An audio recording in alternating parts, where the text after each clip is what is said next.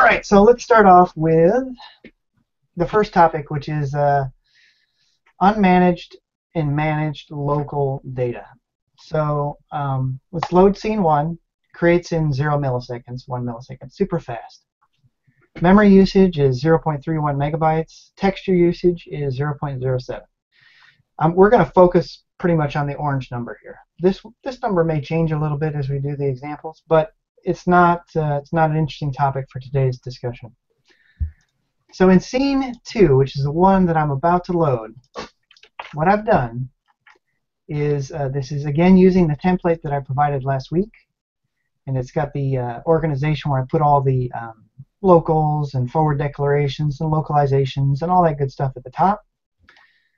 And what I've done on line 20 here is I've created a variable called big table, but I don't put anything in it yet. When this scene is created, what I'm going to do, if we skip this first part, which prints out the little pink scene message, line 58, I'm going to create a blank table, and then depending on the test type, I'm either going to fill that table with a bunch of subtables containing text for Lua Objects, or I'm going to create, 100,000 random squares with random colors of random sizes, arranged randomly in a column approximately over here, and I'm going to put them all in the table. Now this is the unmanaged example. And so this is sort of like covering what we talked about last week, where I showed the good example and the bad example. I'm just going to point it out here, and let me get the code lined up so you can see the two. So scene 2 and scene 3 are exactly the same, except scene 3 corrects the problem. So again, this is one of those cases where people have messed up the management. And it's just for those who don't know what we're talking about, last week you mentioned that when you create your display objects, you need to put them in the scene group in order for Composer to know about them and then manage them. That's right, exactly. And so let's go. Actually, I've done this in reverse. Let's do display objects because this is where the big reveal comes from. So we're doing display objects. We're doing scene 2.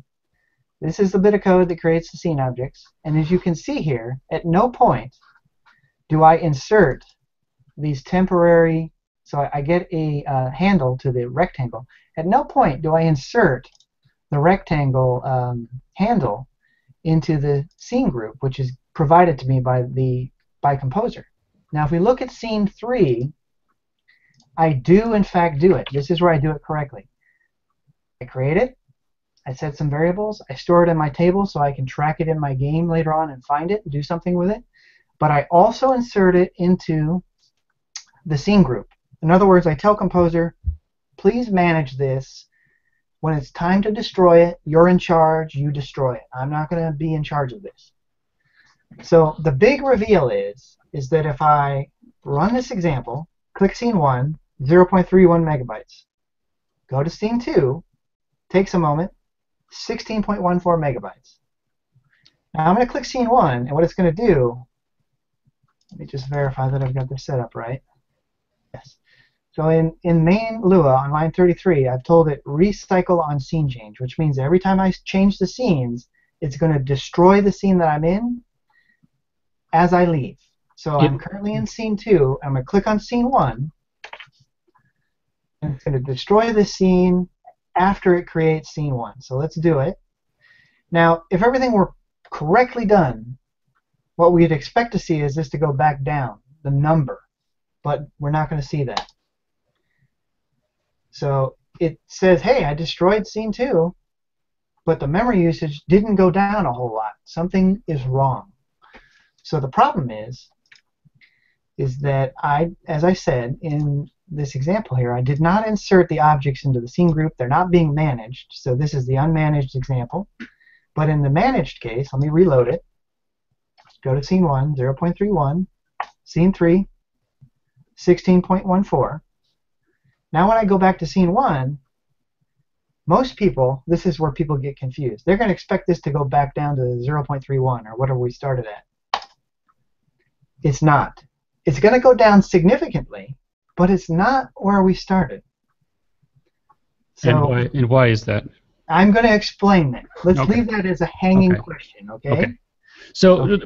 but here's a point that I want to highlight at the moment is that last week you showed an example where when you went from scene 1 to scene 2 and then back to scene 1, you had green dots and red dots on the screen, and when the objects were given to composer, to the scene group, those objects, those green dots, those red dots and green dots, they went away and they came back, and they went away and they came back. I mean, they were two separate scenes. But when the scene, or when the objects were not given to the group or were not inserted into the group, and you went back and forth between scenes, then you had green dots and red dots on the screen at the same time. And so that showed us visually that things weren't being managed and we were getting some odd results. And so the follow-up to that, I think, is that what we're seeing here is that not only are you getting odd results and seeing things on the screen, but you're also impacted behind the scenes because your memory is not being managed. Exactly. And you can see that exact thing here where I went to scene 1, go to scene 1, go to scene 2, it draws all the rectangles, go back to scene 1, because I'm not managing them. These do not get removed. This is our problem right here. These didn't get destroyed. But it's scene 3, I'll just go right there, pause them, go to scene 1, boom, they're gone. They got destroyed. But this is where people get really confused. They're like, okay, wait. Started with scene 1, 0.31 megabytes. Shouldn't it go back to 0.31? Oh man, Ed, you've got a leak in your code. I'm going to tell you 99% definitively, because, and I'm saying 99% because I don't have the ability to look at the source code that Corona has used to do this. But I've done this enough that I'm pretty sure I can guess what they're doing in the background. What I believe the Corona staff has done is something very smart, which is scene 3 is creating 100,000 objects, which, you know, if you're doing this on your device to test this, this may take a while. But if you're doing it on your PC like I am, it's pretty quick. But there's a hidden cost to this, which is when you set up data structures in memory to track these things, there's the Lua side storage, and then there's some stuff that they have to do over in the Corona side, sort of hidden from you, which manages all the display objectness of these things. And my guess here is they said, you know, it's costly for us to create these tracking mechanisms over here. So if we're creating them and destroying them constantly, we're going to have two problems. One, we're going to pay the cost every time to create it afresh. Two, because of the way memory lines up, we may start to get segmentation where it's kind of hard to explain, but if you imagine like a ruler where you've got 1-inch segments along your ruler and you create 1-inch objects, well, every time you do that, you can put one at inch 1, another one at inch 2, another one at inch 3, and then if you delete one and then you create another one, you can just put it right at the end. So let's say you fill your ruler up, got 12 inches. You delete inch 12, you create another 1-inch object, boom, fits right in there. But what happens if one time you create a 1.5-inch object, and let's say you've got 11.5 inches of your ruler filled up, you delete that, you delete another object that's 1 inch, you try to create a 1.5-inch. Now theoretically you've got enough memory left, but you've got no 1.5-inch slot left over. The point is once you create memory objects, they stay where they're at, and it doesn't get like scrunched up, and you don't fill the gaps. The only way to fill a gap in memory is if you've got an object that is as large as the gap or smaller. So you're saying they may segmentation. So you're saying they may possibly be allocating these this reference table or whatever ahead of time, and then just leaving it. Just leaving it. I'm pretty sure that they have a table that is a non-Lua table. It's something else, like a JavaScript table or something. I don't know what's going on here, but some kind of table where they said, you know what, we're just going to let this thing get bigger and bigger, and we will not remove it because it's more efficient to retain it as one big block of memory that we can just reuse over and over. Well, there's two concepts that come to mind. One is if anybody's ever defragged their Windows machine, they know exactly what you're talking about as far as fragmented memory or whatever is concerned. Right, your hard drive. Yeah, exactly. And two, if you've ever set up a hard drive, gone to the store and bought a hard drive that was, let's just say, 500 gig, and you only actually wind up getting to use 490 gig, right? Because there are I can't remember what they call them at the moment, but on a hard drive there are basically these tables, the reference tables that they leave space for. So basically the hard drive file allocation tables, yeah, where it has a reference table, so it says it can manage everything, so it's sort of an administrative management cost, of the hard drive, and they usually, rather than put extra space on the hard drive, they just take out some of the hard drive that's allocated to you as a user. So yeah, I can imagine those. I can relate those concepts to those things. So, but it's interesting to see the visual representation of this, regardless of what's actually happening behind the scenes. Let me ask you. I want to show you one little thing. I'm sorry, I'm dying to show you this too. So there's one thing that makes me suspect that this is true even more, is that we pay very close attention. Okay. So I run scene 1. Then I run scene 2. Takes 1082, basically just shy of a second, right? Okay. So 1082 milliseconds to build the scene.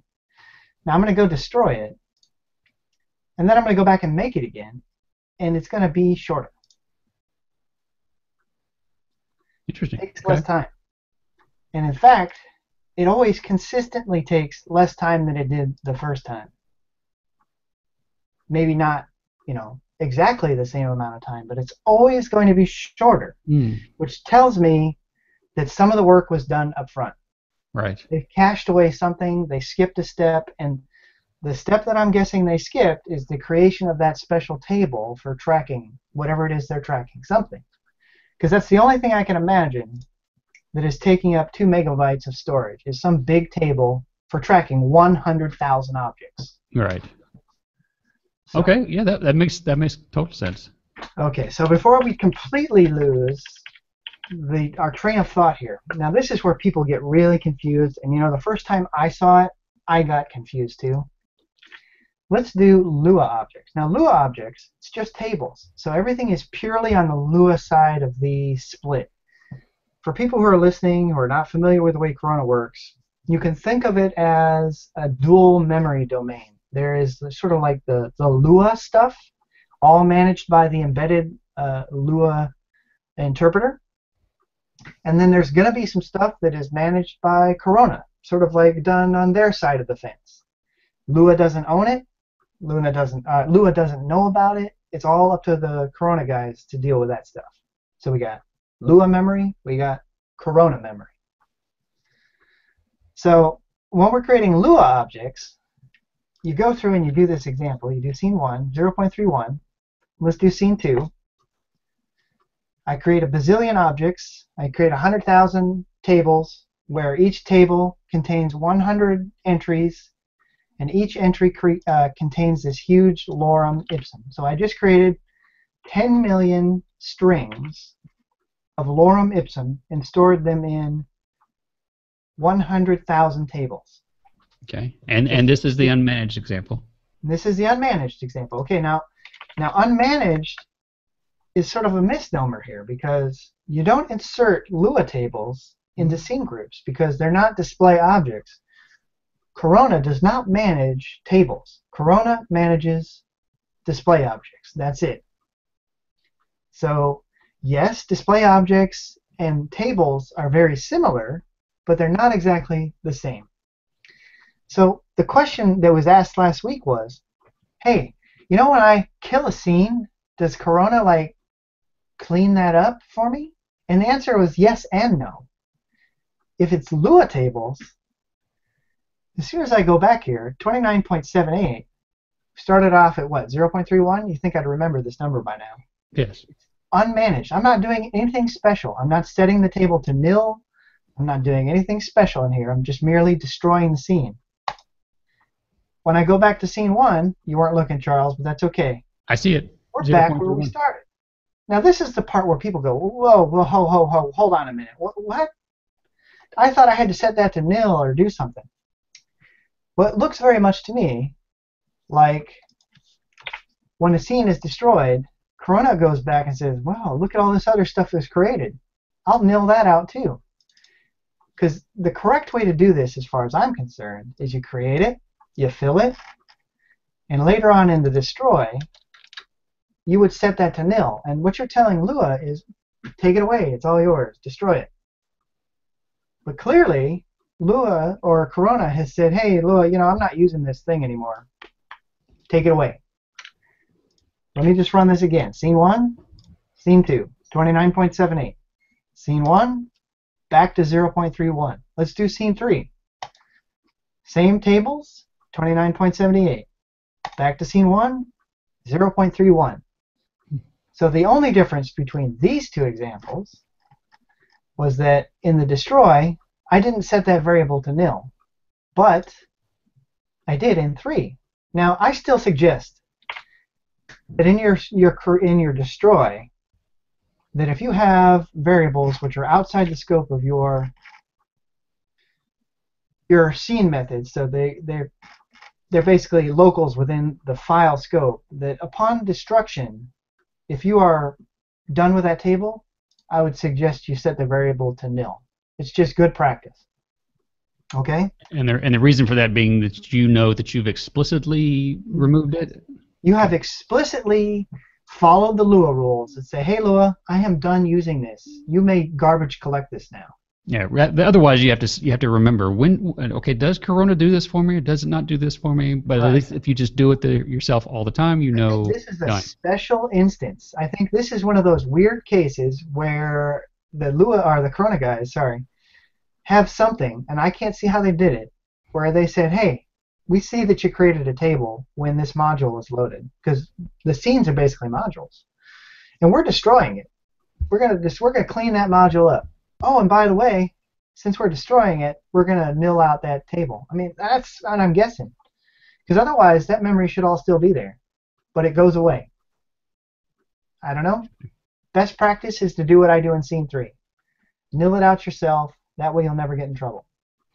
Okay, I'm going to speed this up a little bit. Now, I code my games in 2 ways.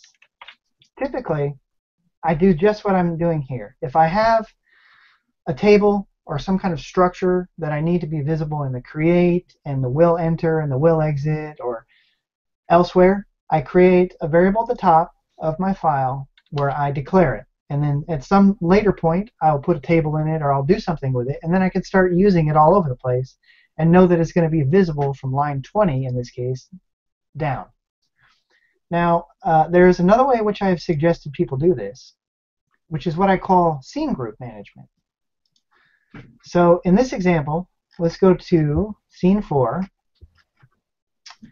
and this code is going to look extremely similar. What I've done here is in the creation, I have created a local variable called big table, and then I took the scene group, which is provided to me by the scene manager, and I added a field to it called big table. And I assigned big table to that. So now, anywhere in my code below where I get the scene group from Composer, it's going to have, if I did this,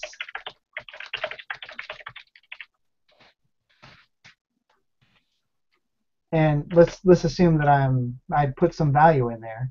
That value would now be visible in this, even though within the scope of this, big table hasn't been defined. It's because it's now attached to our group, and the group stays alive until the scene is destroyed. So just again, what I'm doing here is I'm attaching some data for my game directly to a variable, a field, on the group. Now there's one disclaimer here, and I can hear Rob saying, hey.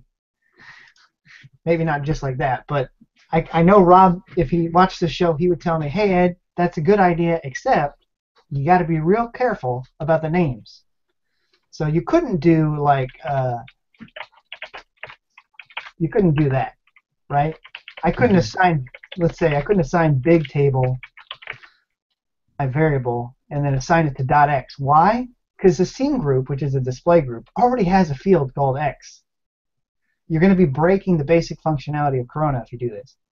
So the takeaway here is if you're going to attach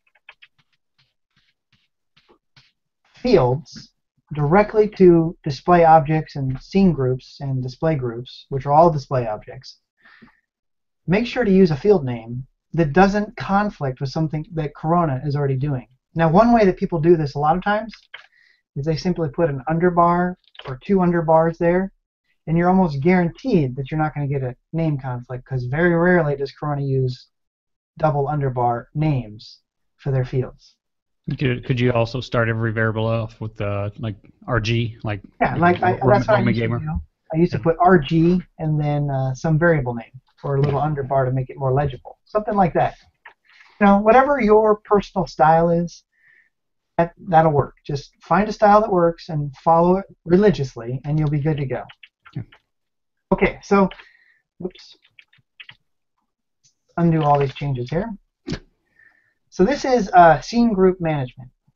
So what I have done is I've taken the responsibility of remembering to clear this variable out of the equation. So what's going to happen is, regardless of whether I'm doing the Lua version or I'm doing the display objects version, I've created a table, I have attached it to my group, and later on, when this group gets destroyed, every field that is attached to it gets nilled out automatically because the object is being taken away. So now, if I have, you know, in my old style of coding, I might have dozens and dozens of different tables and variables up here. And then I got to remember every time I add a new one, I got to go back down to destroy and say, oh, remember to nil that out. Oh, don't forget to nil that out. And you can forget. I do it all the time. So, if you want, simply make it part of the creation step. You create it, you add it to your scene group, and forever after that you'll be able to access it anywhere within the file. Anywhere within the file that has access to the scene group, I should say that. And you don't have to remember to nil it out. It's done for you automatically. It's like one less step. Nice. So let's see here. Let's go ahead and run these just because I can't remember. Okay, so in the first one here, you'll notice that the destroy doesn't do any special clearing, but just because I'm being super careful, you don't need to do it. Scene 5, exactly the same code, except in the destroy, I did set the value to nil.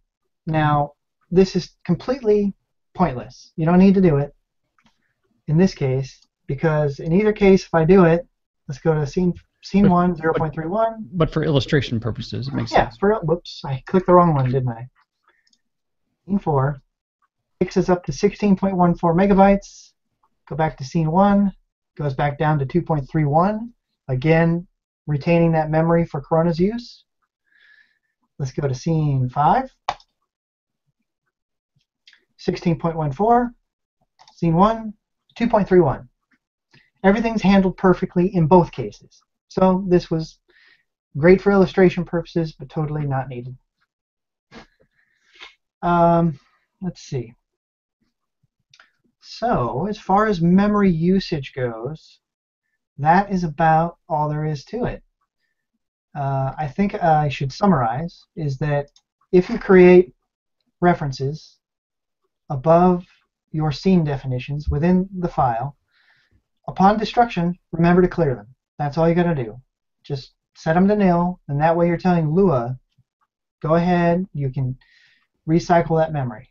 The other thing you got to remember is if you create a display object, I'll say this one more time, I said it last week, and you want it to be managed by Composer, give it to Composer, i.e., put it in the scene group that Composer gives you so that it can manage your objects. You forget to do this one step, one line of code, and Composer will be completely useless to you as far as managing your objects. You will be getting crazy behavior. It'll be frustrating. You'll get crashes. All the questions I see in the forums where people go, hey, I did this. I used Composer. It didn't work. It's usually where the question stops. But or they'll say it crashed, or the next time I came back, everything was black, or whatever. The point is you're not managing your stuff. You're not putting it in the scene group. Don't forget to do it. All right. So enough harping on that. So that was 2, 3, 4, 5. Let's talk about shared data. Another question that was asked. Now, is shared data part of persistent data between scenes? No. Okay. Let me just elaborate now. What's the difference between persistent data and shared data?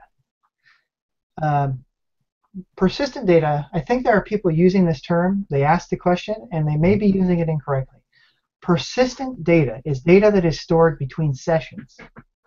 When you say that you are persisting data, what you're saying really is that data gets stored to the disk, to the memory on the device, so that later, if I quit the app and restart it, I can get that back. I can restore it. That is really what persistent data is. Am I being clear?